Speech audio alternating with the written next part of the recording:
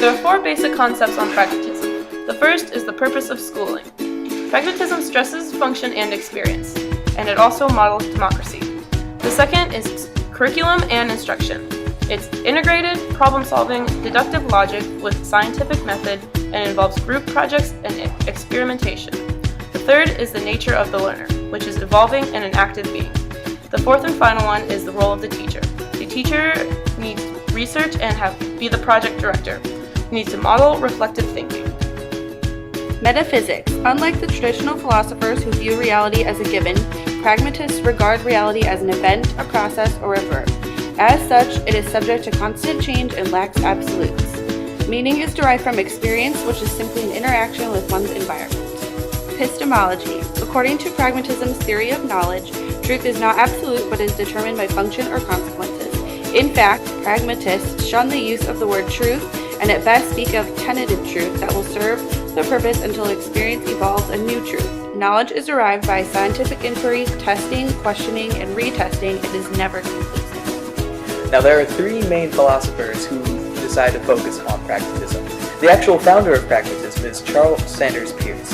He was the one who coined the term pragmatism, and he thought that pragmatism begins with the idea that belief is that on which one is prepared to act.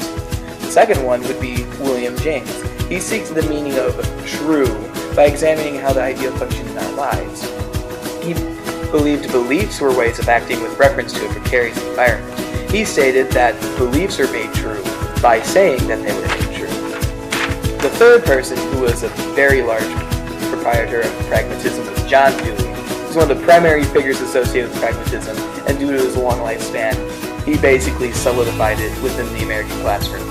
Dewey believed that children learned better when they were physically moved around and had their hands on things, rather than just sitting around in a typical school setting. He decided to found his own school called the Laboratory School at the University of Chicago in 1896.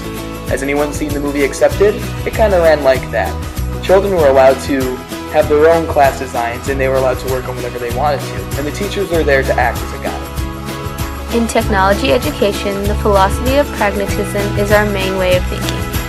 Just like John Dewey said, children need to be up, moving around, and learning. In technology education, a big part of the learning environment is having the students up, moving around, and making projects. To an outsider, this may look like chaos, but this is what it should look like. Students are not going to get the same experience out of the lesson if the teacher is lecturing about a topic. The teacher should be there as a guide while the students are the main focus and are working on their creations.